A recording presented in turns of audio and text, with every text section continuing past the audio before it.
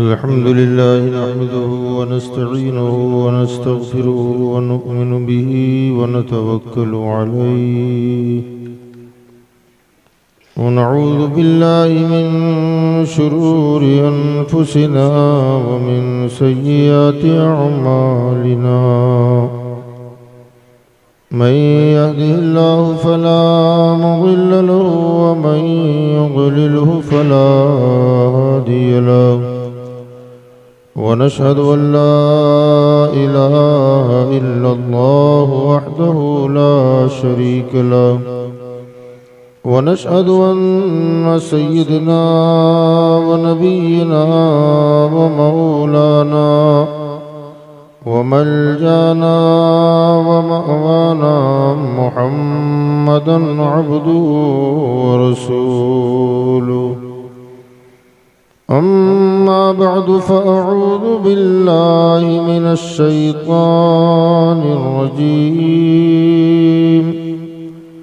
بسم الله الرحمن الرحيم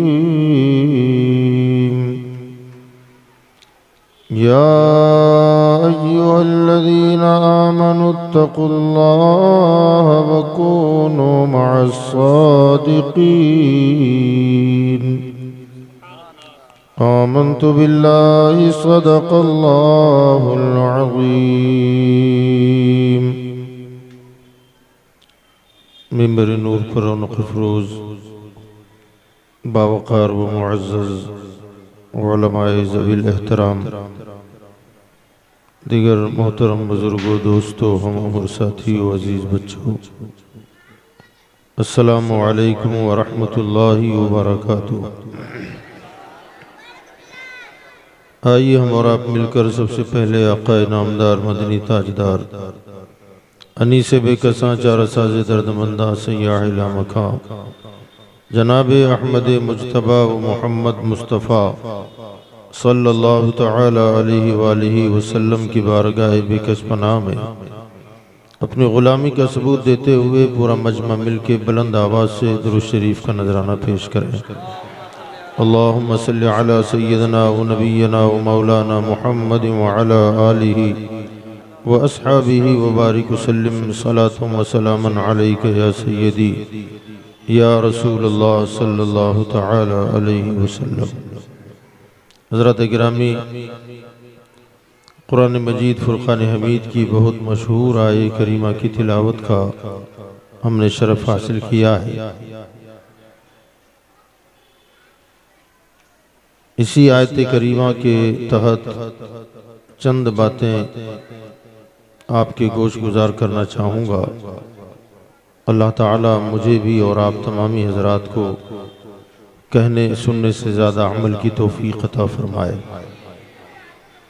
अल्लाह रब्बुल इज़्ज़त इस आयत करीमा में एक मखसूस तबके से, इंसानों के एक मखसूस तबके से खिताब फरमा रहा है और दो काम करने का हुक्म दे रहा है। जो मखसूस तबका है वो तबका है ईमान वालों का।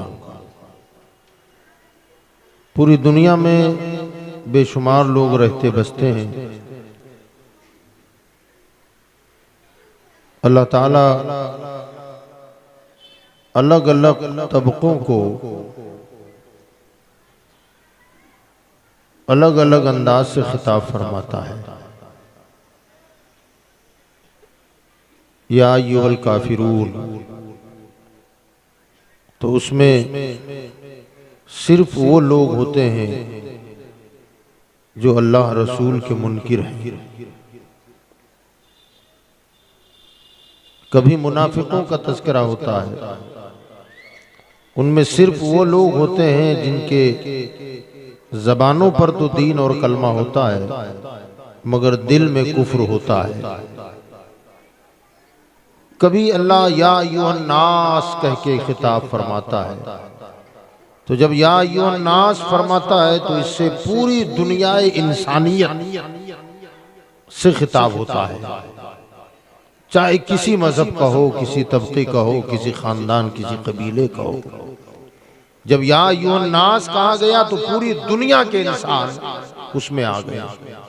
जिस आयत की हमने तिलावत की है, अल्लाह इसमें फरमाता या अय्युहल्लज़ीना आमनू, ए ईमान वालो। ईसाई निकल गए, यहूदी निकल गए, मुशरिक निकल गए, दहरिये निकल गए, मुनाफिक निकल गए, सिर्फ ईमान वालों से खिताब है। ईमान अरबी लफ्ज है, इसका अगर हम उर्दू करें तो ईमान का उर्दू में होगा मानना। बोलिए क्या मतलब होगा? मानना। ऐ ईमान वालो, इसका मतलब होगा ऐ मानने वालो। किसे मानने वाले? अल्लाह और उसके रसूल को मानने वाले। तो अल्लाह ने इस आयत में फरमाया या अय्युहल्लज़ीना आमनू, ए अल्लाह और उसके रसूल के मानने वालों। हम और आप अल्लाह रसूल के मानने वाले हैं। जो हैं वही बोलें, जो नहीं है वो ना बोलें। अल्लाह रसूल के मानने वाले हैं, अल्हम्दुलिल्लाह। फरमा ए ईमान वालों, ए अल्लाह रसूल के मानने वालों। एक मकाम पर अल्लाह दूसरी जगह इरशाद फरमाता है, वो हमारे आपके लिए, या अय्युहल्लज़ीना आमनू आमिनू बिल्लाहि व रसूली। ऐ ईमान वालो, ईमान लाओ अल्लाह और रसूल पर। बात समझ गए? हमारा आपका दावा है, मेरा भी है, आपका भी है। हम कह रहे हैं कि हम मानने वाले हैं, हम ईमान वाले हैं। अल्लाह दूसरी जगह क्या फरमाता है? या अय्युहल्लज़ीना आमनू, ए मानने वालों, आमिनू बिल्लाहि व रसूली, अल्लाह और उसके रसूल को मानो। क्या मतलब है इसका? भाई जो ईमान वाला है, अल्लाह रसूल को माना तब ना ईमान वाला बना। और जो अल्लाह रसूल को मान रहा है, उससे अल्लाह फरमाता है अल्लाह रसूल को मानो। जोड़ बैठ रहा है। मैं अगर ये ऐलान करूं, ओ जलसगाह के कुर्सियों पर बैठने वालों, कुर्सियों पर बैठो, आप कहेंगे मौलाना साहब को क्या हो क्या गया है? ऐ कुर्सियों पर बैठने वालों, कुर्सियों पर बैठो, है ना बेतुकी बात? आप कहेंगे जो ऑलरेडी बैठे हुए हैं उनसे ये कहा जाए कि कुर्सी पे बैठो। अल्लाह क्या फरमा रहा है? ऐ ईमान वालों, अल्लाह और उसके रसूल को पर ईमान ले आओ। ऐ अल्लाह रसूल के मानने वालों, अल्लाह और उसके रसूल को मानो। क्या मतलब है इसका? इसका सीधा सा मतलब ये है कि वो अल्लाह रसूल को मानने का दावा करने वाले हो। हमारे पास सिर्फ दावा है। हम जो अल्लाह रसूल को मानने की बात कर रहे हैं ना, ये सिर्फ दावे हैं। दावा करने वालों से अल्लाह फरमा रहा है कि खाली दावों से काम नहीं चलेगा। ऐसे मानो जैसे मानने का हक है। ऐसे मानो जैसे मानने का हक है। हमने कैसे माना अल्लाह रसूल को? जो मेरी तबीयत को अच्छा लगता है उतना मानता हूं। जहां मेरी तबीयत पर बोझ लगे, गिरानी गुजरे, छोड़ देता हूं। अगर कोई ताकीद करे तो बरजस्ता ये कह दिया जाता है मुकम्मल इस्लाम पर अमल आज के जमाने में थोड़ी होगा। अरे भाई बुजुर्गों ने कर लिया ना, तो क्या वो उनका हिस्सा था, हमसे अमल नहीं होगा। बरजस्ता ये कह दिया जाता है मियां इतनी बारीक बारीक बातों को पकड़ोगे ना, इस्लाम बाल से बारीक है। यकीन जाने जो मानने वाला होता है ना, वो किसी कठिनाइयों को नहीं देखता। मुश्किलात को नहीं देखता। हमने आपने दावा किया है कि माना, मगर हमारा आपका मानना तो परवानों से भी कमजोर है। परवाने ने शमा को माना है, जला दे शमा, परवाने खुद जमा हो जाते हैं, बुलाने की जरूरत नहीं पड़ती, पोस्टर लगाने की जरूरत नहीं पड़ती। उसने शमा को माना है और करता क्या है, अपने महबूब का तवाफ करता रहता है, मुसलसल घूम रहा है। और जब इश्क जोश मारता है तो फिर उसी की लो में छलांग लगा देता है। सुबह उठ के आप देखें तो हजारों हजार कीड़े वहां पड़े हुए हैं, मर गए, और वो समझता है कि मैं इसका तवाफ करते करते इसके कदमों पर जान दे देना मेरी मेराज। परवाना शमा को माना है, बुलबुल ने फूल को माना है। शमा जला दो और रोक लगाओ परवानों पर कि ना आए, रुक जाएंगे। गुलाब खिले और बुलबुल न चहके, पाबंदियां लगाओ। उन्होंने माना है और हमने आपने सिर्फ दावा किया। ईमान वाला उन्हीं लोगों से अल्लाह फरमा रहा है कि अल्लाह रसूल पर ईमान लाओ, जैसे मानने का हक है ऐसे मानो। हजरत सैयदना ख्वाजा हसन बसरी रजी अल्लाह ताला जलीलुल कद्र ताबई है, अजीमुश्शान ताबई है। हजरत सैयदना मौला अली के शागिर्द हैं, मौला अली के खलीफा और मुरीद हैं। जब ताबईन का दौर खत्म होने लगा और तबे ताबईन का दौर शुरू हो रहा था, ताबई उस शख्सियत को कहा जाता है जिसने माथे की आंखों से सहाबा को हालत ईमान में देखा। सहाबा से जिनकी मुलाकात हुई उन्हें ताबई कहा जाता है, और जिन्होंने ताबईन को देखा उसे तबे ताबई कहा जाता है। तो हजरत ख्वाजा हसन बसरी ताबई है, सैकड़ों सहाबा से मुलाकात है। हुजूर के ज़ाहिरी हयात में आपकी विलादत पाक हो चुकी थी हजरत ख्वाजा हसन बसरी की। उम्मुल मोमिनीन सैयदा उम्मे सलमा रज़ियल्लाहु ताला अन्हा के मकान में हजरत ख्वाजा हसन बसरी की वालदा खिदमत किया करती थी, काम करती थी। उस जमाने में आपकी विलादत हो गई थी। बास औकात हुजूर सल्लल्लाहु अलैहि वसल्लम ने भी हजरत ख्वाजा हसन बसरी को अपने गोद में उठाया। एक मर्तबा तो हुजूर सल्लल्लाहु अलैहि वसल्लम के प्याले का बचा हुआ पानी हजरत ख्वाजा हसन बसरी ने बचपन में पी लिया था। सरकार ने जब प्याला खाली देखा तो उम्मे सलमा से पूछा कि इसका बचा हुआ पानी कहाँ गया?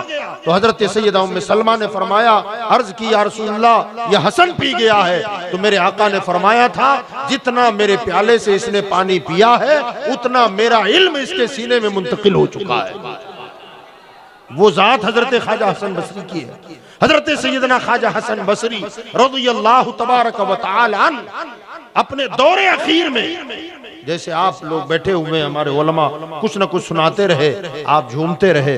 बसा औकात बाज लोगों ने डिमांड भी किया होगा कि ये सुना दें, वो सुना दें, वो शेर पढ़ दें। मेरे ख्याल दानी साहब ने आपसे एक जुमला कहा कि वो पढ़ दें, वो बहुत अच्छा है। तो ऐसे बैठे हुए थे ताबईन, तबे ताबईन। और हजरत ख्वाजा हसन बसरी से कुछ लोगों ने कहा कि हुजूर आपने सहाबा को देखा है? आपने फरमाया, हाँ मैंने सहाबा को देखा है। कई सहाबा से मेरी मुलाकात है, मैंने उनकी शागिर्दी की है, वो मेरे असातिज़ा में हैं। हजरत ख्वाजा हसन बसरी रज़ियल्लाहु ताला अन्हु से लोगों ने कहा, हमें बताएं ना कि सहाबा कैसे थे, उनके हालात बताएं, उनके अखलाक, उनका किरदार बताएं। हजरत ख्वाजा हसन बसरी ने क्या जुमला फरमाया? इरशाद फरमाते, क्या पूछते हो कि सहाबा कैसे थे, उनका किरदार कैसा था, अखलाक कैसा था? फरमाया, अगर तुम सहाबा को देखते ताबईन तबे ताबईन से कह रहे हैं कि अगर तुम सहाबा को देखते तो तुम सहाबा को पागल समझते, दीवाना समझते। मुस्तफा की याद में हमेशा मस्त रहने वाले, सरकार की एक बात को भी जिंदगी में कभी नजरअंदाज न करने वाले, सरकार ने जो बात कह दी मर जाना गवारा किया, मगर नबी की बात को टालना किसी सहाबी ने गवारा न किया। तबे ताबईन से ख्वाजा हसन बसरी फरमाते हैं कि अगर तुम सहाबा को देखते तो तुम उन्हें पागल और दीवाना समझते। और अगला जुमला फरमाया कि अगर सहाबा तुम्हें देखते तो तुम्हें काफिर समझते। मुसलमानों, नौजवानों, जरा गौर करें, आप किससे कह रहे हैं? आप तबे ताबईन से। ताबई कह रहा है कि ओ तबे ताबईन की जमात, अगर तुम सहाबा को देखते तो पागल और दीवाना समझते, और सहाबा तुम्हें देखते तो तुम्हें काफिर समझते। मैं जब जब मुझे ये जुमले याद आते हैं तो मैं सोचता हूं कि ख्वाजा हसन बसरी ने तबे ताबईन से फरमाया कि अगर सहाबा तुम्हें देखते तो काफिर समझते। जरा सोचो, अगर सहाबा हमें देखते तो क्या समझते? खैरुल कुरून में शुमार होता है ना दौरे तबे ताबईन, सुम्मल्लदीन यलूनहुम सुम्मल्लदीन यलूनहुम। 3 मरतबा सरकार ने फरमाया सारे जमानों से बेहतर मेरा जमाना है, फिर उसके बाद का, फिर उसके बाद का, फिर उसके बाद का। सरकार ने यह इरशाद फरमाया। तो वो बेहतरीन जमाने के लोग, उनके लिए ख्वाजा हसन बसरी फरमा रहे हैं कि अगर सहाबा तुम्हें देखते तो काफिर समझते, अगर हमें देखते तो क्या समझते? हजरत ख्वाजा हसन बसरी का एक कौल है और भी, आप फरमाते हैं कि मुसलमान क्या, और आप अपने आप को मुसलमान मोमिन कह रहे हैं। फरमाया मुसलमान दर गोर, वो मुसलमानी दर किताब। जो असली मुसलमान थे ना वो कब्रों में हैं, और मुसलमानी जिसे कहा जाता है वो किताबों में बंद है। ये ख्वाजा हसन बसरी का कौल है। असल मुसलमान जिन्हें कहा जाए वो कब्रिस्तान में पहुंच गए, और जो मुसलमानी है, इस्लाम है, वो कहां है? किताबों में बंद है। तो फिर हम और आप कौन है? हम क्या हैं? हम तो अपने आप को मोमिन कह रहे हैं, मुसलमान कह रहे हैं। ख्वाजा हसन बसरी ने फरमाया ना, मुसलमान कब्रों में है और मुसलमानी किताब में है। और अब जो कुछ बचा हुआ है ना, ये सिर्फ मुसलमान की तस्वीर है, ये मुसलमानों की तस्वीरें हैं। और याद रखो, अगर तस्वीर बन के रहोगे तो तस्वीरें मिटाई जाती हैं, तस्वीरें मिट सकती हैं, तस्वीरें मिटाई जा सकती हैं। अभी किसी ने मोबाइल के अंदर स्टेज का फोटो लिया था, वीडियो कर रहा था। फोटो है ना, वीडियो है, एक डिलीट का बटन दबा दो, बचेगा कुछ? पूछ रहा हूं क्यों मिटा? का तस्वीर है इसलिए मिट गया। तस्वीर मिटाई जा सकती है, हकीकत मिटाई नहीं जा सकती। तो मुसलमानों की अगर तस्वीर बन के रहोगे मिटाए जाओगे, और मिट रहे हैं। और यकीन जाने जो मिट रहे हैं, मिटाए जा रहे हैं। हम समझते हैं कि मुसलमान मिट रहा है, अल्लाह की इज्जत की कसम, मुसलमान न मिटा था, न मिटा है, न मिटेगा। मुसलमानों को मिटाया नहीं जा सकता। जो मिट रहा है वो मुसलमान नहीं, तस्वीरें मुसलमान। मुसलमान को नहीं मिटाया जा सकता। तस्वीर होगी तो मिटेगी, मिटाई जा सकती है। अपने आप को अगर मिटाना चाहते हो तो तस्वीर बन के रहो, और अगर मिटने से बचना चाहते हो तो पक्के मुसलमान बन जाओ। मिटाने वाले मिट जाएंगे, मुसलमान नहीं मिट सकता है। आज जो मिट रहे हैं ना लोग, यकीन जाने मुसलमान नहीं मिटा, न मिटेगा, तस्वीर है जो मिटाई जा रही है। वरना हम और आप जानते हैं यार, और दुनिया जानती है, एक निहत्ता अजमेर आया था, हकीकी मुसलमान था, तस्वीर नहीं थी, सच्चा मोमिन था, तन्हा आया, न फौज न असलहा न सिपाह न तख्त न ताज, मुसल्ला लोटा तस्वीर लेके निकल पड़ा, और आया भी तन्हा, और इनकलाब लाने के लिए आया है, बदलाव लाने के लिए आया है। पार्टियां बदल देना आसान है, पार्टी हाँ कांग्रेस में थे तो उधर निकल गए, उधर से आए तो इधर चले गए, ये बहुत आसान काम है। मजहब बदल देना आसान नहीं है, मजहब बदलना ये आसान नहीं है। हजरत ख्वाजा ने पार्टी नहीं बदलवाई, मजहब ही बदलवा दिया है, मजहब तब्दील करवाया। अकेले थे, तन्हा थे, निहत्ते थे, कमजोर थे, नातवा थे जाहिरी एतबार से, और जो मिटाने पर तुले थे वो कौन थे? जो मिटाना चाह, यहां ना बैठो, यहां ऊंट बैठते हैं, पानी न लो, उधर जाओ, इधर जाओ। मिटाने वाले तख्तो ताज के मालिक थे, फौज के मालिक थे, असलहों के मालिक थे। सच्चा मुसलमान तन्हा था, नियत्ता था। एक नियत के सच्चे मुसलमान को तख्तो ताज और फौजो सिपाह का मालिक मिटा न सका, मिटाने वाला खुद मिट गया, और ख्वाजा का गुंबद आज भी चमक रहा है।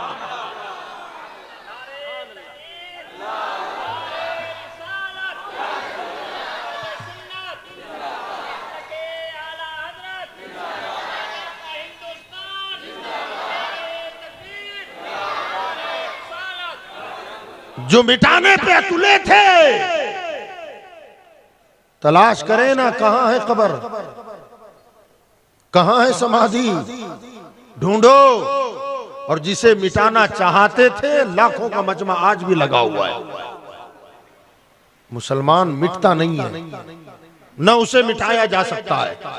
अब हमारे मिटाए जाने के जो मंसूबे बन रहे हैं, यकीन जाने कि मिटाने वाले जानते हैं कि ये तस्वीरें हैं, तस्वीरें हैं, और इसे मिटाया जा सकता है। अगर अपने आप को मिटने से बचाना है तो अपने आप को कामिल मुसलमान बनाना पड़ेगा।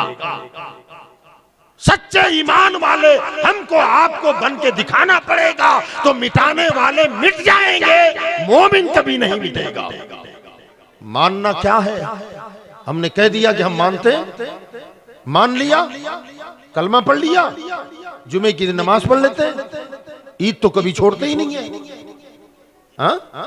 चाहे एक दिन पहले खींच के चांद लाना हो, उलमा के नाक में दम कर देना हो कि फला जगह हो गया, आपने ऐलान नहीं किया, यूपी में हो गया, बाराबंकी में हो गया, बिहार में हो गया, बंगाल में हो गया, अरे ऐलान कीजिए। कुछ समझ नहीं पड़ती है इनको, कब तैयारी होगी, शिर खुरमा कब बनेगा, और दूध वाले कब आएंगे, वगैरह वगैरह। अल्हम्दुलिल्लाह ईद की नमाज तो हम पढ़ते हैं पाबंदी के साथ, जुमा भी पढ़ लेते हैं, मगर इमरजेंसी अगर जुमे के दिन भी आ जाए तो फिर कभी कभी वो भी छूट जाता है। और उमूमन नहा धोकर इस कदर नहाते हैं रगड़ मसल कर कि जब तक खतीब साहब खुतबे के लिए खड़े ना हो, ये शेर का बच्चा मस्जिद में कदम नहीं रखता है। और जैसे ही 2 रकात होती है 80% मस्जिद खाली हो जाती है। वह रे मुसलमान, फिर दावा है कि मैं ईमान वाला हूं। अल्लाह इसीलिए फरमाता है, या अय्युहल्लज़ीना आमनू आमीनू बिल्लाहि व रसूली, ऐ ईमान वालो अल्लाह रसूल पर ईमान लाओ। ये जो जबानी जमा खर्च है ना, ये छोड़ो। जबानी जमा खर्च से काम नहीं चलता, प्रैक्टिकली मुसलमान बन जाओ। अल्लाह रसूल को ऐसे मानो जैसे मानने का हक है। सहाबा ने माना है हुजूर को, कैसे माना सब जानते हैं। मियां यकीन जाने, मैं अक्सर कहता हूं, जहां हमारी मोहब्बतों की इंतहा होती है ना, वहां से सहाबा की मोहब्बत की इब्तिदा होती है। सहाबा जो अपने नबी से मोहब्बत करते थे, हम भी दावे करते हैं, हम खाली नारों में रह गए, नारेबाजी है। यकीनन जोश अच्छा है, होना भी चाहिए, लेकिन खाली नारों और जल से जुलूस में महदूद होके न रहो, उसे अपने अमल में ले आओ, प्रैक्टिकली बनो, अमली जिंदगी में दीन को उतारो। हमारी मोहब्बतों के जो दावे हैं वो दावे भी हमारे जहां खत्म होते हैं ना, सहाबा किराम की मोहब्बतों की वहां से इब्तिदा होती है।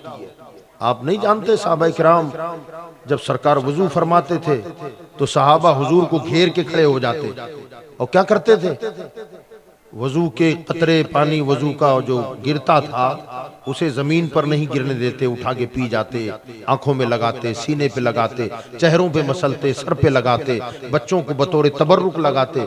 वजू के पानी के हद तक तो समझ में आता है कि ठीक है ना, अगर हम होते तो ये हम भी कर लेते। लेकिन सवाल ये है कि सरकार जब नाक साफ करते थे कहां जाता था? ये मोहब्बत है मियां, अगर इस पर गौर करें तो हमें घिन आए, कराहत पैदा हो, मगर सहाबा नाक की रतूबत को भी गिरने नहीं देते, हाथों में उठाकर चेहरों पे मल लिया करते थे। ये मोहब्बत है सहाबा की। पैरों का धोवन, पैर धुल के पानी निकलता था और सहाबा चुल्लू लगा लगा के उठाते और पी जाते थे। इसी वजह से मुनाफिकीन ने सहाबा को बेवकूफ कहा था ना, वइज़ा क़ील लहुम आमिनू कमा आमनन नास क़ालू अनुमिनु कमा आमनस सुफ़हा। अल्लाह फरमाता जब इन मुनाफिकों से कहा जाता है कि तुम और लोगों की तरह ईमान क्यों नहीं लाते, ईमान लाओ ऐसे जैसे अबू बकर सिद्दीक लाए हैं, उमर फारूक आजम लाए हैं, उस्मान गनी मौला अली ईमान लाए, ऐसे ईमान लाओ। तो मुनाफिकों ने क्या जवाब दिया था? उन्होंने कहा था क़ालू अनुमिनु कमा आमनस सुफ़हा, क्या हम ऐसे ईमान लाएं जैसे ये बेवकूफ ईमान लाए हैं? मुफस्सिरीन फरमाते हैं कि सहाबा किराम को ये मुनाफिकीन बेवकूफ क्यों कहते थे? उसकी वजह ये थी कि ये सरकार के वजू का गसाला पीने वाले लोग, हुजूर का थूक चाटने वाले लोग, हुजूर की नाक की रतूबत खा जाने वाले लोग, हुजूर के पैरों का धोवन उठा उठा के पीने वाले लोग। हम तो स्टैंडर्ड मुसलमान है ना, ऐसे गंदे मुसलमान हम नहीं रहते, ये तो बेवकूफ लोग हैं। अल्लाह ताला ने सहाबा को जिन्होंने बेवकूफ कहा, खुद रब्बे कदीर ने उन्हें बेवकूफी की सनद अता फरमाई। अला इन्नहुम हुमुस सुफ़हा, खबरदार हो जाओ, जो मेरे नबी के सच्चे गुलामों को बेवकूफ कह रहे हैं, फरमा वही लोग असल में बेवकूफ हैं। अब सहाबा को बेवकूफ कह रहे हैं, कब पैरों का गसाला पी रहे हैं, पैर धो के पानी जो निकलता है वो पीने वाले लोग हैं। सवाल ये है कि मुनाफिकीन को सरकार के पैरों का धोवन नजर आता था कि पैर धुल के पानी निकल रहा है, ये घिन करते थे, दूर भागते थे, और सहाबा दौड़ दौड़ के उसे उठा उठा के पी जाते थे। तो पैरों का धोवन मुनाफिकों को नजर आता था, सहाबा को नजर नहीं आता था। आखिर ये घिन करते थे, ये पीते क्यों थे, ये अपने चेहरों से क्यों मलते थे? तो इसका जवाब आला हजरत ने दिया है कि जो सरकार के पैरों का गसाला धोना धोवन उठा के पीते थे, चेहरों पे लगाते थे, उनका अकीदा ये था कि उनके तलवों का धोवन है आबे हयात। उनका अकीदा ये था कि उनके तलवों का धोवन है आबे हयात, है वो जाने मसीहा। बोले है वो जाने मसीहा, है वो जाने मसीहा, सबसे आला वो औला, सबसे बाला वो वाला। तो सहाबा की मोहब्बत की इब्तिदा हो रही है वहां से। हजरत जाबिर की रिवायत सुन ले आप। हजरत जाबिर रज़ी अल्लाह ताला अन्हु फरमाते हैं, एक मरतबा मैं अपने आका सल्लल्लाहु अलैहि वसल्लम के साथ सफर में था। हम दो ही थे, आका थे और गुलाम। रेगिस्तान का इलाका था, मैदान ही मैदान। हुजूर रहमत आलम सल्लल्लाहु अलैहि वसल्लम इधर उधर देखने लगे जैसे किसी चीज को तलाश किया जाता है। हजरत जाबिर कहने लगे, या रसूलल्लाह क्या ढूंढ रहे हैं आप? सरकार दो आलम सल्लल्लाहु अलैहि वसल्लम ने इरशाद फरमाया कि मुझे इस्तिंजा की हाजत है, मैं इस्तिंजा करना चाहता हूँ। जाहिर बात है जब भी आदमी को इस्तिंजा की तबई हाजत की ज़रूरत पेश आए तो आदमी कोई ना कोई आड़ ढूंढता है कि किसी के पीछे बैठकर आप इस्तिंजा करें, मगर वहाँ कोई ऐसी आड़ थी नहीं। बड़ा मैदान था, रेगिस्तान था। सरकार फरमाते हैं कि मैं कोई आड़ तलाश कर रहा हूँ जिसके पीछे मैं इस्तिंजा कर लूँ, मगर वहाँ कोई चीज़ नज़र नहीं आई जिसके पीछे सरकार तशरीफ ले जाएं। हज़रत जाबिर फरमाते हैं कि दूर दूर फासलों पर दो दरख्त थे अलग अलग। हुजूर सल्लल्लाहु अलैहि वसल्लम एक दरख्त के पास गए और जाकर उसकी टहनी को पकड़ा और पकड़कर चल पड़े, और जैसे ही सरकार चले दरख्त हुजूर के पीछे पीछे चलने लग गया। फरमाते ऐसे चलना लगा जैसे ऊंट रस्सी पकड़कर चलने वाले के पीछे चला करता है। और मैं देखता रह गया, दरख्त चलने लगा, हुजूर भी चलते रहे। चलते चलते चलते वो दूर वाला जो दरख्त था उसके करीब ले जाकर हुजूर ने दरख्त की टहनी को छोड़ दिया। वो दोनों दरख्त ऐसे सट गए, हुजूर के लिए आड़ बन गई और सरकार उसके पीछे इस्तिंजा के लिए तशरीफ फरमा हुए। हजरत जाबिर फरमाते हैं कि मैं इस तरफ था और मैं अपने दिल ही दिल में अपने आप से बातें कर रहा हूँ। अब वो बातें क्या कर रहे थे सुनिए। मैं जो बता रहा था कि हमारी मोहब्बतों की जहाँ इंतहा होती है ना, सहाबा की मोहब्बतों की इब्तिदा होती है। असल में मुसलमान वो हैं, सच्चे ईमान वाले वो हैं। फरमाते मैं अपने दिल में बातें कर रहा था। वो बातें क्या कर रहे थे? फरमाते हैं कि आज मुझे मौका मिलेगा जो तमाम सहाबा में मैं सबकत ले जाऊंगा। कैसी सबकत? कि आज मुझे मौका मिला कि सरकार इस्तिंजा फरमा रहे हैं, आका वहां से जैसे ही निकलेंगे मैं फौरन दाखिल हो जाऊंगा और सरकार का बराज़े मुबारका उठ आज मुझे खाना नसीब हो जाएगा। सरकार पाखाना फरमा रहे हैं और जैसे ही हुजूर निकलेंगे तो मैं अपने आका का पाखाना खा जाऊंगा और सहाबा की जमात में अपने आप पर मैं फख्र करने लगूंगा। सोच सकते हैं हम ये? वहमो दिमाग में आ सकता है? अंदर दिल में सोच रहे हैं कि ये करना है मुझे। फरमाते हैं जैसे ही सरकार तबई हाजत से फारिग हुए और निकले, मैं दौड़ करके पीछे चला गया। वहां गए, इधर उधर देख रहा हूं तो वहां सिर्फ खुशबू महक रही थी, दूसरा कुछ नहीं था। सरकार ने मुझे देखा, मैं उस तरफ हूं तो मुझे आवाज दी, कहा जाबिर क्या कर रहे हो?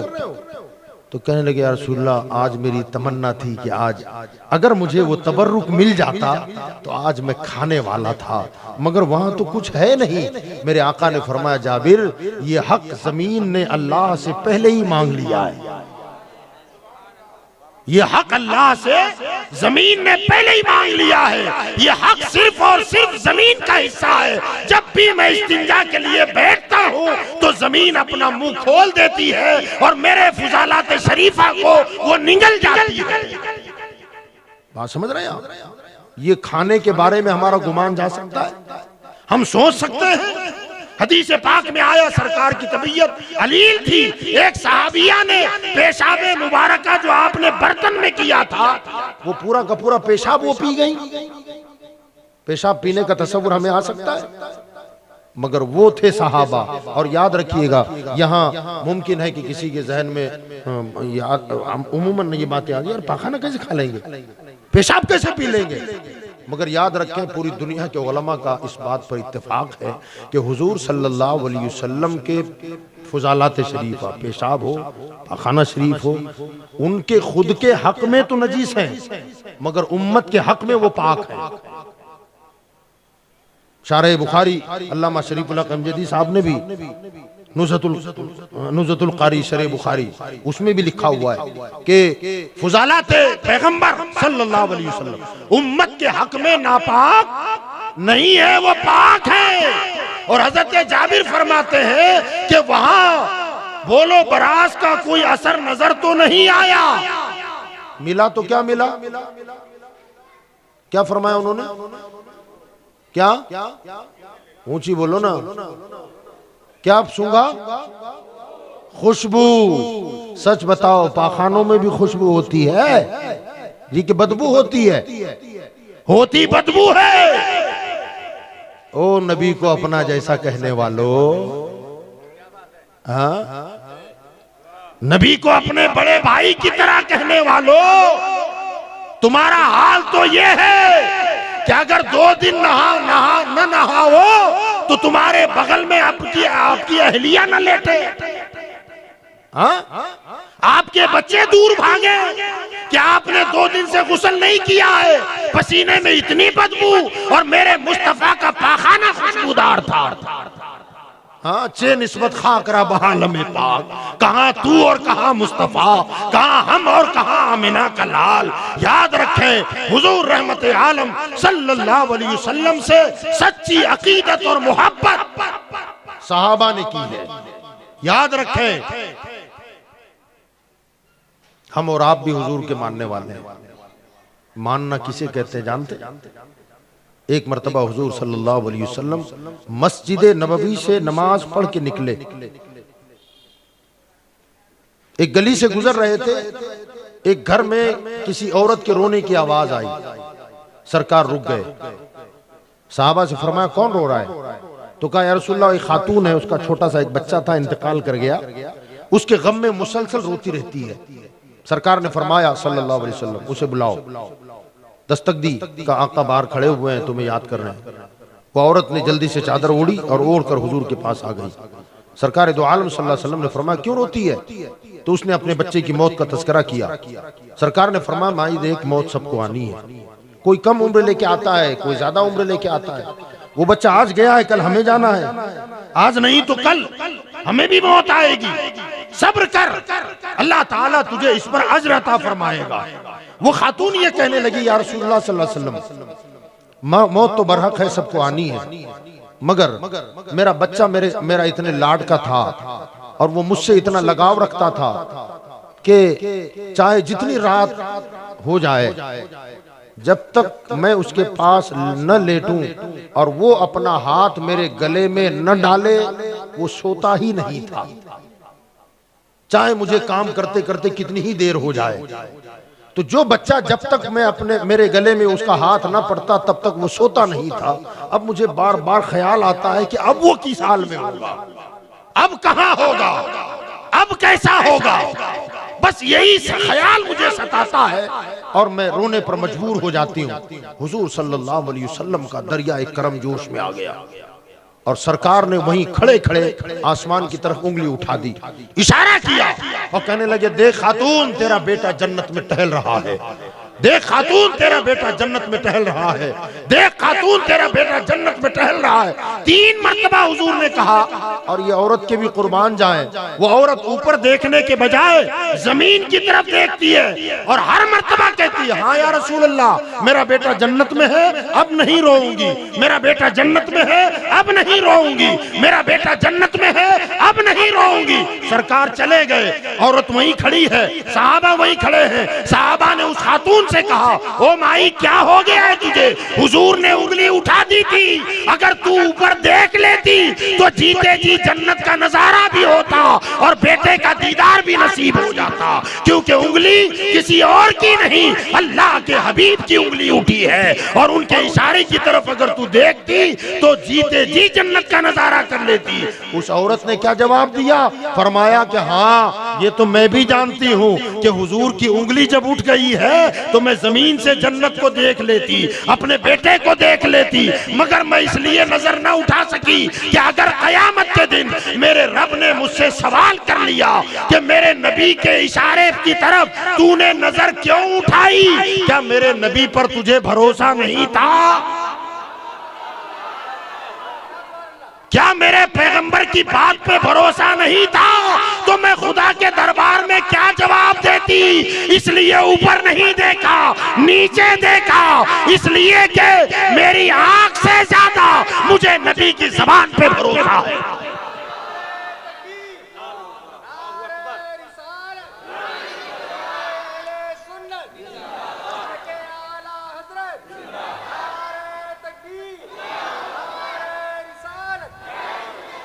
तो मेरे भाइयों मानना ऐसे होता है। हमने क्या माना है? जबान से कह दिया। इकबाल ने कहा था ज़बां से कह भी दिया ला इला तो क्या हासिल, ज़बां से कह भी दिया ला इला तो क्या हासिल, दिलो नजर जो मुसलमान नहीं तो कुछ भी नहीं। दिल मोमिन होना चाहिए, और जिसका दिल मोमिन हो जाए वो कभी चूं चिरा नहीं करता, बगले नहीं जागता, उसके ऊपर कोई चीज गिरा नहीं गुजरती। हम समझते हैं इस्लाम पर अमल करना बहुत कठिन काम है, मुश्किल काम है। अगर यकीनन इस्लाम के कवानीन पर अमल करना मुश्किल है, अगर यही हम समझते हैं कि मुश्किल है, तो फिर ये इल्जाम अल्लाह की जात पे जाता है, क्योंकि अल्लाह फरमाता है ला युकल्लिफुल्लाहु नफ्सन इल्ला उस्अहा।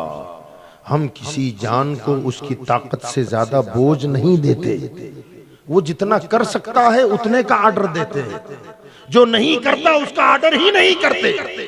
आप जानते हैं वलिल्लाहि अलन्नास हिज्जुल बैत, लोगों पर अल्लाह के उस मुकद्दस घर का हज क्या है? बोलो, हज करना क्या है? ऊंची बोले, फर्ज है ना। अल्लाह सबको कहता है कि हज पे जाओ जी, पहले मालदार बनाता है तब कहता है हज को जाओ। गरीबों से नहीं कहता कि हज कर, गरीबों से नहीं कहता ज़कात दे। क्यों? इसलिए कि अल्लाह जानता है मैंने इसे ताकत नहीं दी ज़कात देने की, तो इस पर बोझ नहीं डालूंगा। इसको माल नहीं दिया तो इस पर हज की फर्जियत का बोझ नहीं डालूंगा। तो अल्लाह ताला किसी को उसकी जान से ज्यादा, ताकत से ज्यादा कभी बोझ नहीं डालता। अल्लाह ताला तो कदम कदम पर बंदों को सहूलतें अता फरमाता है, राहतें अता फरमाता है। हम और आप अच्छी तरह जानते हैं कि नमाज पढ़ने के लिए वजू शर्त है ना, वजू के बगैर नमाज होगी? ऊंची बोले, नहीं होगी। लेकिन कोई बंदा पानी पर कादिर न हो,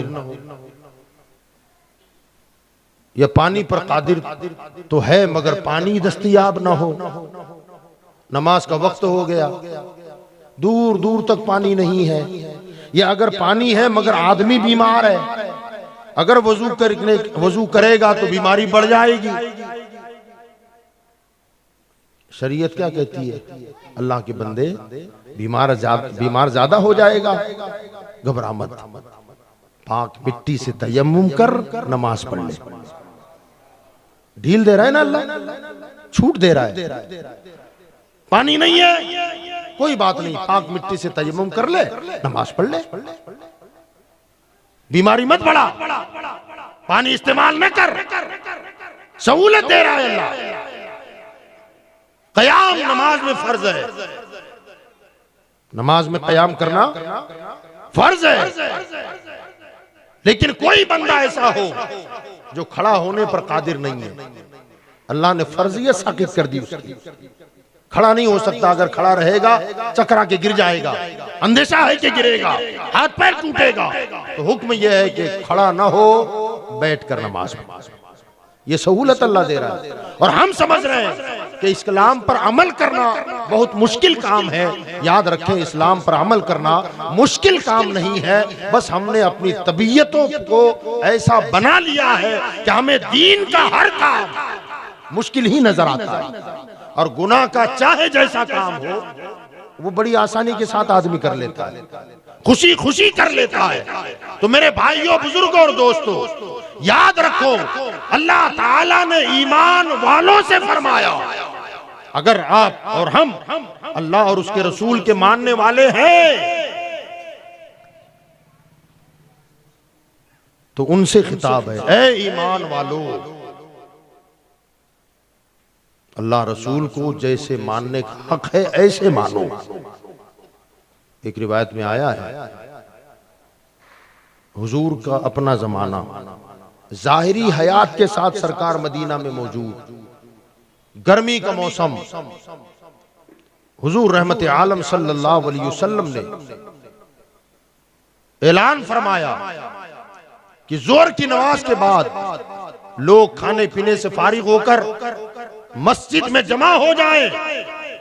आज मैं तकरीर करूंगा, हुजूर बयान फरमाएंगे, लोगों में चर्चा हो गया। जोर की नमाज के बाद लोग खाने से फारिग होकर मस्जिद में आने लगे। गर्मी का मौसम था और मस्जिद नबवी के बाहर चारों तरफ रेत बिछी हुई थी।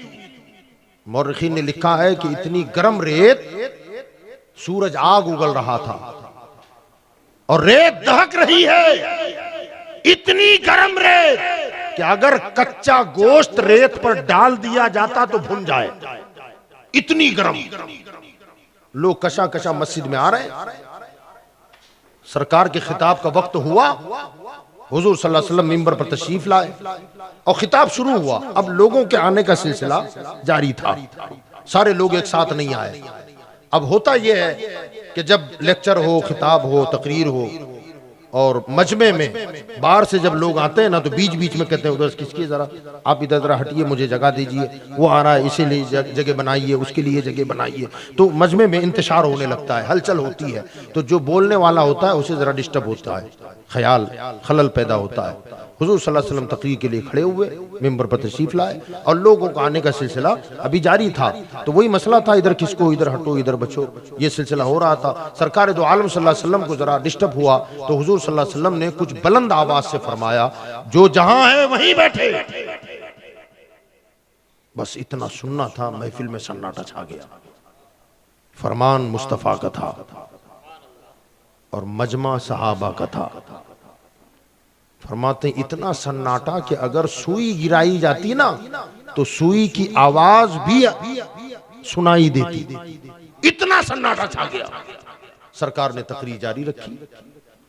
तकरीर मुकम्मल होने के बाद सहाबा जब मस्जिद से निकले तो उस गर्म रेत पर, इतनी गर्म कि अगर कच्चा गोश्त डाल दिया जाता तो भुन जाता, उतनी गर्म रेत पर एक जवान लड़का चार जानू होकर के उतनी गर्मी में बैठा हुआ है, पसीने बह रहे हैं। बुजुर्ग सहाबा ने जब देखा तो जलाल में आ गए, कब पागल हो गया ये, इतनी गर्मी में इतनी गर्म रेत पे बैठा हुआ है, पसीने बहा रहा है, ये बीमार हो जाएगा। साहबा करीब आए, उससे कहने लगे यहां क्यों बैठा है, बीमार हो जाएगा इतनी गर्मी में, इतनी गर्म रेत पर। उसने सर उठाया और कहने लगा हुजूर का खिताब पूरा हो गया क्या? तवज्जे, सरकार का बयान पूरा हो गया? तो कहा भाई तकरीर तो हो गई, तू यहाँ क्या कर रहा है? तो कहा मैं अपने ऊंटों को बांधने में मुझे जरा देर हो गई और ऊंट बांध कर मैं यहाँ पहुंचा था, मेरे कानों में मेरे आका की आवाज आई, जो जहां है वहीं बैठे। जब हुजूर ने कह दिया सो कह दिया, क्योंकि मैंने उन्हें माना है, उन्हें माना है। तुम कह रहे हो बीमार पड़ जाएगा, हुजूर के कहने के बाद अगर एक कदम भी मैं आगे बढ़ा देता तो मुसलमान कैसा? मैं मोमिन हूं, माना है मैंने उन्हें, का एक मैं मर जाना गवारा करूंगा, मगर हुजूर ने कह दिया जो जहां है वहीं बैठे, एक कदम बढ़ाना भी मेरी मोहब्बत को गवारा नहीं है। मैं मर जाऊंगा मगर हुजूर के हुक्म के खिलाफ एक कदम भी आगे नहीं बढ़ाऊंगा। यह है मानना, और इसी को आला हजरत ने फरमाया, उन्हें जाना उन्हें माना, न रखा गैर से काम, उन्हें जाना उन्हें माना, न रखा गैर से काम, लिल्लाहिल हम्द में दुनिया से मुसलमान गया। मानना है तो मानने की तरह मानो। मेरे भाइयों, बुजुर्गों और दोस्तों, हम कैसे ईमान वाले हैं? हुजूर के नाम का नारा अच्छा लगेगा, हुजूर ने दी हुई नमाज अच्छी नहीं लगती, सरकार दो आलम सल्लल्लाहु अलैहि वसल्लम के नियाज अच्छी लगेगी, हुजूर ने जिसे हराम कह दिया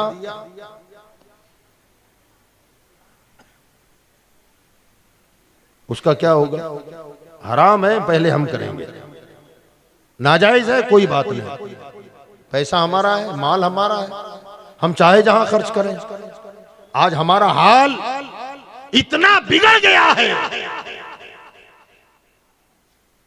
एक अंग्रेज मुफक्किर का कौल मुझे याद आया,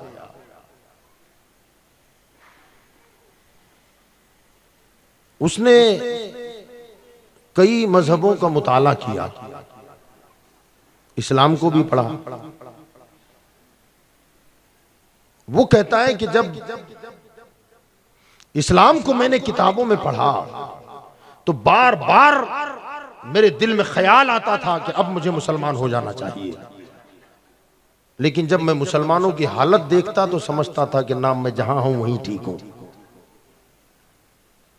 मुसलमान को देखता तो इस्लाम कबूल करने से पीछे हटता, किताब पढ़ता तो इस्लाम में दाखिल होना चाहता। यह हमारे आपके किरदार की वजह है। पिछले दिनों अखबारों में आया था, गालिबन इंग्लैंड की बात है, एक ईसाई मुसलमान बना, कलमा पढ़ा, बाकायदा सोमो सलात का पाबंद। जिस फैक्ट्री में वो काम करता था अक्सरियत मुसलमानों की, नमाज का वक्त होता, ये काम रोक कर नमाज पढ़ता, और वहां जो काम करने वाले मुसलमान लड़के थे वो पूरा दिन गाने और गजलें सुनते, न नमाजों की परवाह और न कोई दीनदारी। ये देख देख के परेशान होता था, नमाज भी नहीं पढ़ते, गाने सुनते रहते हैं। ये सिलसिला कई दिन चला मगर उसने नमाज नहीं छोड़ी। नया मुसलमान था, नमाज पढ़ता था। इनसे कहता था कि यार ये गाने, मैं जिन चीजों से बेजार हो के दीन इस्लाम में आया हूं और यहां आने के बाद यही चीजें मुझे नजर आ रही है। कुछ दिन गुजरे, छुट्टी का दिन आया, मुसलमान यार दोस्तों ने उस नो मुस्लिम को अपने साथ लेकर के एक फंक्शन में पहुंचे, पार्टी में पहुंचे। वहां गए, नाच गाना ढोल तमाशे, और फिर ड्रिंक चलने लगी, शराब पीने लगे। जबरदस्ती इस मुसलमान को भी पिला दिया। दूसरा दिन निकला, दूसरे ही दिन उसने ऐलान किया कि मैं अपने मजहब ही में बराबर था, अब मुझे मुसलमान नहीं रहना है, क्योंकि जो चीजें वहां थी उससे छोड़कर मैं दीन इस्लाम में आया था और यहां तो पहले से सारे के सारे बिगड़े हुए हैं। तो फिर ये जब ये चीजें मुझे यहां आके भी करनी है तो मेरे अपने मजहब में रहकर भी तो मैं करता था। याद रखे, वो ईसाई धर्म में वापस चला गया, उसके कुफ्र की जिम्मेदारी किसकी है? जाहिर बात है मुसलमानों की। उनकी वजह से उसका किरदार बिगड़ा और वापस वो मुर्तद हो गया। मेरे नौजवान साथियों, बुजुर्गों, याद रखो, अल्लाह ताला ने हमारे आपके लिए फरमाया, या अय्युहल्लज़ीना आमनू आमिनू बिल्लाहि व रसूली, है ईमान वालो, अल्लाह और उसके रसूल पर ईमान लाओ। तो हम और आप जब मोमिन है, कलमा पढ़ा है, तो हमें वाकई हकीकी मुसलमान बनने की जरूरत है। अल्लाह ताला ने ईमान वालों से फरमाया इत्तकुल्लाह। जब ऐसा ईमान हो जाए, अल्लाह रसूल को इस तरह जब मानने लगो, तो अब फरमाया अल्लाह से डरो, अल्लाह का खौफ अपने दिल में रखो। हम जो भी कुछ कर रहे हैं, कोई देखे न देखे, अल्लाह तो देख रहा है ना भाई? अल्लाह देख रहा है। ये हमारा अकीदा जो है ना, ये सोच, ये फिक्र हमारी कमजोर हो गई है। अगर ये यकीन कामिल हो जाए ना, मजबूत, जबान से कहते हैं अल्लाह देख रहा है, मगर क्या ये यकीन कामिल के साथ हम कहते हैं? यकीन कामिल किसको कहते हैं मैं आपको बताऊंगा। 3 मालों का शोरूम बना हुआ है, ग्राउंड पे सेठ बैठा हुआ है, ऊपर 3 मालों तक काम चल रहा है। आपका दोस्त अगर तीसरे माले पे काम कर रहा है, आप उसे मिलने जाएं और उससे कहें जरा काम रोक दे, 10 मिनट मेरे साथ बात कर, तो आपको जवाब देगा ना, मैं अभी नहीं कर सकता, मैं शाम को मिलता हूं। आप कहेंगे क्यों, कौन है यहां? तो वो जवाब देगा मेरा सेठ देख रहा है। तो आप कहेंगे सेठ कहां है? वो तो नीचे बैठा हुआ है, नीचे बैठा हुआ है। वो बंदा कहेगा नहीं जमता यार, मैं बात नहीं कर सकता तुमसे, वो देख रहा है। आपने पूछा कैसे? कहा ये जगह जगह कैमरे लगे हुए हैं, वहां स्क्रीन लगी है, तीनों के तीनों माल एक एक गोशा गोशा उसकी निगाह के सामने है। वो कैमरे की वजह से इतना यकीन है हमको कि मेरा सेठ देख रहा है, 10 मिनट भी काम चोरी नहीं करते, क्योंकि सेठ देख रहा है। हमारा सेठ कैमरों और स्क्रीन का मोहताज है, मेरा रब किसी कैमरे का मोहताज नहीं है। वो अगर लाइट चली जाए तो कैमरा स्क्रीन बंद हो जाए। यहां तो हाल ये है, इन्नल्लाह अलीमुम बिज़ाति सुदूर, तुम्हारे दिलों की धड़कनों को भी वो खुदा जानता भी है, देखता भी है। दुनिया देखे न देखे, अल्लाह तो देख रहा है ना। हमारा यकीन कमजोर हो गया है। हम दुनिया वालों की निगाह से बच के गुनाह करना चाहते हैं, मगर अपने खुदा की निगाह कुदरत से कहां छुपोगे। तो याद रखिएगा, नाचना गाना, ढोल तमाशे, बाजे गाजे और ये बेरह रवी की जिंदगी हमें मौत के करीब कर देगी, दुनिया में जलील कर देगी। अगर इज्जत व वकार चाहते हो तो तरीके मुस्तफा को छोड़ना है वजह बर्बादी। इसी से कौम दुनिया में हुई बेइख्तिदार अपनी, हमें करनी है शहंशाहे बता की रजा जोई, वो हो गए अपने तो रहमते परवरदिगार अपनी, उन्हें राजी करो। तो याद रखिएगा, अल्लाह ने ऐसे ईमान वालों से अब फरमाया, अल्लाह से डरो, खुदा का खौफ दिल में रखो। अगर अल्लाह का डर, अल्लाह का खौफ हमारे दिल में बस जाए तो आदमी फिर कभी गुनाह नहीं करेगा, शरीयत से दूर ना होगा, नमाजों के करीब रहेगा, मस्जिदों के करीब रहेगा, तन्हाई हो तब भी मुसलमान रहेगा, मजमा हो तब भी मुसलमान रहेगा। फला तमूतुन्ना इल्ला व अंतुम मुस्लिमून, क्या फरमाया अल्लाह ने, तुम्हें मौत ना आए मगर इस हालत में कि तुम मुसलमान हो। और मौत का कोई भरोसा नहीं है, कौन कब मरेगा, सेकंडों का भरोसा नहीं होता। फरमाया जब सेकंड का भरोसा नहीं है तो हर सेकंड तुम्हें मुसलमान बन के रहना है, हर लम्हा तुम्हें मुसलमान बन के रहना है। अपने आप को कामिल मोमिन बनाओ, अल्लाह का खौफ दिल में बसाओ। जब अल्लाह का डर दिल में आएगा, बंदा हर गुनाह से बचेगा, हर पाप से बचेगा, सियाकारी से बचेगा, रियाकारी से बचेगा, नमाजें पढ़ेगा, रोजे रखेगा, तिलावत करेगा, तहज्जुद पढ़ेगा, हर सगीरा कबीरा गुनाहों से बचेगा जब अल्लाह का खौफ होगा। एक तो मोमिन है, फिर खुदा का खौफ है, कंप्लीट मुसलमान हो जाएगा।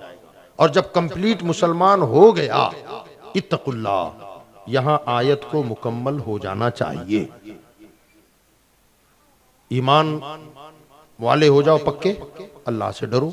जब खुदा का खौफ दिल में आएगा, नाच गाना करेगा बंदा, पूछ रहा हूं, नमाज छोड़ेगा, गाली गलौज करेगा, गीबत चुगली शराब पिएगा, जुआ खेलेगा, अल्लाह का खौफ दिल में है, खुदा देख रहा है, मेरे हर अमल के बारे में पूछा जाएगा। फमन यअमल मिस्काल ज़र्रतिन खैरन यरा वमन यअमल मिस्काल ज़र्रतिन शर्रन यरा। अगर जर्रे के बराबर भी नेकी का काम किया होगा, अल्लाह तुझे वो भी दिखा देगा, और जर्रे के बराबर भी अगर तूने बुराई का काम किया होगा, क़यामत में अल्लाह तुझे वो भी दिखा देगा। जब इंसान के दिल में खुदा का खौफ होगा तो जुआ, शराब, नाच गाना, ढोल तमाशा, हर चीज से अपने आप को बचाएगा और हर नेकी का काम करने की कोशिश करेगा, नमाजें कभी नहीं छोड़ेगा। अब जब बंदे में ये खूबियां जमा हो जाए, अब उसे जन्नत में जाने से कोई रोक सकता है? बोलिए, ऊंची बोले, थक गए आप, मैं तकरीर खत्म कर रहा हूं। जन्नत में जाने से कोई रोकेगा? हर गुनाह छोड़ा, हर नेकी ढूंढ ढूंढ के करे, फर्ज अदा करे, वाजिब अदा करे, सुन्नते मौक़िदा, गैर मौक़िदा, मुस्तहब पर भी अमल करता है तो वो यकीनन सीधे जन्नत में जाना चाहिए। और आयत को यहाँ मुकम्मल हो जाना चाहिए, मगर अल्लाह ने इत्तकुल्लाह कह के आयत मुकम्मल न फरमाई, बल्कि फरमाया वो कूनू मअस सादिकीन, ऐ लोगो ईमान वाले कामिल बनो, अल्लाह से डरो। हर गुनाह छोड़ दिया का मौला छोड़ दिया, शराब छोड़ दी, जिना छोड़ दिया, जुआ छोड़ दिया, नमाजों को वक्तों पे अदा कर रहा हूँ, जमात के साथ अदा करता हूँ, हर छोटी बड़ी नेकी को उनके वक्तों पर अदा करता हूँ। अल्लाह फरमाता ये सब कर लिया, मौला हाँ कर लिया, का अब गौस का दामन पकड़, मअस सादिकीन ख्वाजा का दामन पकड़, आला हजरत का दामन पकड़, महबूब इलाही का दामन पकड़, अल्लाह अकबर। मौला जब मैं तहज्जुद गुजार हो गया, इशराक पढ़ता हूँ, अवाबील पढ़ता हूँ, रातों को उठ उठ के तिलावत करता हूँ, अब मुझे किसी के दामन पकड़ने की जरूरत क्या है? अल्लाह फरमाता है जरूरत न होती तो दामन पकड़ने का हुक्म न देता। इत्तकुल्लाह कह के अल्लाह अकबर। यही वो मकाम है, यही वो जगह है जहां वहां भी ठोकर खा गया, वहां भी ठोकर खा गया। इत्तकुल्लाह, अल्लाह से डरो, मस्जिद पकड़ ली, अगला हिस्सा छोड़ दिया। का क्यों? गौस पाक भी रातों को इबादत कर करके तो वली बने, ख्वाजा गरीब नवाज तिलावतें कर करके वली बने। और मेरा हाल तो यह है कि मैं कोई नफल इबादत नहीं छोड़ता। अल्लाह के दर से बड़ा दर किसका है? इसे पकड़ लिया, खत्म हो गई बात। अल्लाह के बंदे, अगर सिर्फ मस्जिद ही से काम चल जाता तो मास सादिकीन का फरमान जारी ना होता। तो वहां भी इत्तकुल्लाह पे अटका और सुन्नी मास सादिकीन पे चला गया, इत्तकुल्लाह छोड़ दिया। हमने क्या किया? इत्तकुल्लाह छोड़ दिया, मां सादिकीन पे चला गए। मां सादिकीन, अल्लाह ने फरमाया सच्चों का दामन पकड़ो, सच्चों का दामन पकड़ो। अब हाल हमारा ये हुआ, हालांकि कुरान में क्या है, आधे में आधा वो लेके चला गया और आधे को हम पकड़ के बैठे हैं। अल्लाह ने इत्तकुल्लाह कह के मस्जिद का दरवाजा दिखाया है और मां सादिकीन कह के अजमेर का दरबार दिखाया है। अल्लाह ने दोनों बातें की हैं, मगर वहां भी इत्तकुल्लाह पे जाके अटक गया और हमने इत्तकुल्लाह को छोड़कर छलांग लगा दी मास सादिकीन। हमारा ये है कि नमाज क्या है, गौस पाक है संभाल लेंगे, मेरा पीर है बचा लेगा, गौसे आजम है संभाल लेंगे, गरीब नवाज है संभाल लेंगे। अरे भैया वो सब संभालेंगे, मगर तू भी तो कुछ कर। मैं कुछ ना करूं और सब आप ही संभाल लें, तो मैं समझता हूं कि वो भी अल्लाह से कहेंगे मौला इसको जरा 10 कोड़े ज्यादा मेरी तरफ से मार। ये बदबख्त मेरे नाम के खिचड़े बना बना के खाता, पूरा पूरा महीना नियाजों में दावतें उड़ाता, और जब नमाज की बारी आती तो मेरी बात पर कोई कान न धरता। याद रखो गौसे पाक की महफिल में आने वालों, हुजूर पीराने पीर गौसे आजम शेख अब्दुल कादिर जीलानी बगदादी रज़ी अल्लाह तबारक व तआला अन्हो ने एक मकाम पर इरशाद फरमाया, हम वलीउल मज़हब हैं। थोड़ी सी वजाहत कर दूं, हमारे इमाम आजम अबू हनीफा रज़ी अल्लाह तआला अन्हु ने बेनमाजी को काफिर नहीं कहा, बस इतना कहा कि उसने काफिरों जैसा काम किया, हुक्म कुफ्र न लगाया।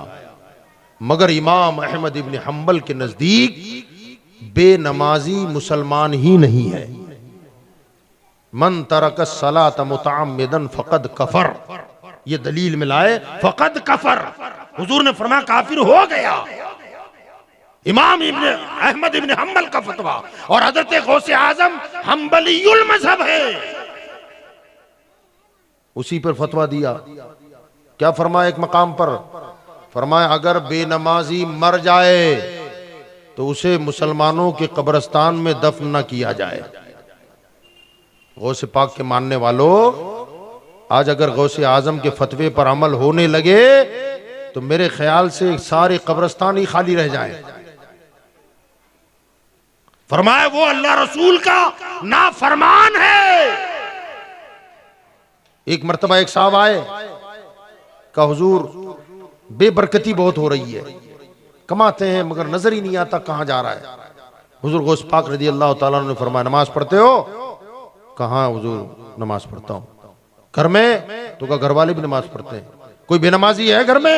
तो कहा ना हुजूर सारे के सारे नमाजी अल्हम्दुलिल्लाह, तिलावत के शौक रखते हैं। हुजूर गौस पाक ने थोड़ी देर मुराकबा फरमाया और फिर इरशाद फरमाया घर पे पर्दा लगा हुआ है? तो कहा हुजूर घर पे पर्दा नहीं है। फरमाया जा अपने घर के सदर दरवाजे पर पर्दा लगा दे। अब ये दिल में सोच रहा है कि मैंने सोचा था कोई तावीज देंगे, कोई वजीफा देंगे कि बरकत हो जाए, ये कौन सा अमल दे दिया कि घर पे दरवाजे पर्दा लगाओ। बहरहाल हजरत ने फरमाया था, घर आया और आकर के उसने बाहर वाले दरवाजे पर पर्दा लगा दिया। पर्दा लगाया, एक हफ्ता नहीं गुजरा था, अल्हम्दुलिल्लाह बरकत नजर आने लग गई। खैर खैर भलाई नजर आने लगी। एक हफ्ते के बाद गया, हजरत ने पूछा क्या हाल है? कहा हुजूर अल्लाह का करम है, कुछ बरकतें दिख रही हैं, नजर आ रही हैं, मगर हुजूर समझ में नहीं आया ये पर्दे का राज क्या है। हजरत पीराने पीर गौसे आजम ने फरमाया पर्दे का राज ये है कि मैंने तुमसे पूछा था नमाज पढ़ते हो, घर वाले पढ़ते हैं, तुमने कहा सारा घर ही नमाज पढ़ता है। फिर मैंने सोचा कि जब सारे घर वाले नमाजी हैं तो आखिर घर में बेबरकती क्यों हो रही है? तो मैंने जब मुराकबा किया तो इस नतीजे पर पहुंचा कि तेरे घर के दरवाजे पर पर्दा नहीं था और आते जाते हुए बेनमाजियों की नजरें तेरे घर में जाती थी। तो बेनमाजियों की नजर घर के अंदर पड़ने से तेरे घर की बरकत उठ गई। मैंने पर्दा लगवा दिया ताकि बेनमाजी की नजर तेरे घर में न जाए, और जब से उनकी नजर घर में जाने से रुकी है तब से तेरे घर में बरकत का दरवाजा खुल गया है। जरा सोचो, जब बेनमाजी की नजर घर में पड़े तो बरकतें खत्म हो, और जिस घर में पूरे बेनमाजी ही रहते हो वहां बरकत रहेगी? हाँ, कभी बरकत नहीं रह सकती। याद रखिएगा, हो सकता है कोई ये सोचे कि भाई वो तो कोई नमाज नहीं पढ़ता मगर 4 माले की बिल्डिंग बना लिया है, बैंक बैलेंस उसके पास है, अलाट पलाट है, दुनिया भर का माल दौलत है, और तुम कहते हो नमाज पढ़ेंगे तो बरकत होगी, नमाज नहीं पढ़ोगे तो बरकत नहीं होगी। याद रखो, पैसे की आमद का नाम बरकत नहीं है। पैसा लाखों आए उसका नाम बरकत नहीं है। आदमी 500 कमाए और चैन से सोए, समझ गए, इसका नाम बरकत है। लाखों कमा रहा है, हजारों वकील को दिया, हर महीने हजारों डॉक्टरों को दे रहा है, हर हफ्ते कोई ना कोई हॉस्पिटल में एडमिट हो रहा है, इधर गया उधर गया, नींद की गोलियां खा खा के सोना पड़ता है, ये बेबरकती है। 10,000 कमाए और सुकून ना हो तो समझ लो बरकत नहीं है, और 1000 कमाए और अल्लाह की बारगाह में सर भी झुकाए और इत्मीनान की जिंदगी गुजारे तो 500 में बरकत है, 10,000 में बरकत नहीं है। बरकत इसका नाम है, ज्यादा कमा लेने का नाम बरकत नहीं है। चैन और सुकून मिले और इज्जत की रोजी मिले, इसका नाम बरकत है। तो अल्लाह ताला ने फरमाया वकूनु मअस सादिकीन, अल्लाह के वलियों का दामन पकड़ लो। अगर अल्लाह के वलियों के दामन की जरूरत न होती तो अल्लाह ताला इत्तकुल्लाह कह के बात को खत्म फरमा देता, मगर मअस सादिकीन कह करके अल्लाह ताला ने हमें वलियों का दरवाजा दिखाया। फरमाया मस्जिद में भी आओ और अल्लाह के वलियों के आस्थाने पर हाजिरी भी दो। जब दोनों जगह जाओगे तो इंशाअल्लाह ताला यहाँ सर झुकाओ और वहां जाकर के उनके वसीले से दुआ मांगो, उनकी जबान हिलेगी और अल्लाह ताला तुम्हारे दामनों को भर देगा। ये अल्लाह के औलिया वो हैं कि जिनके तवस्सुल से अल्लाह तबारक व तआला हम जैसे गुनाहगारों की बिगड़ियां बनाता है। अल्लाह पाक मुझे आपको कहने सुनने से ज्यादा अमल की तौफीक अता फरमाए। वमा अलैना इल्लल बलाग।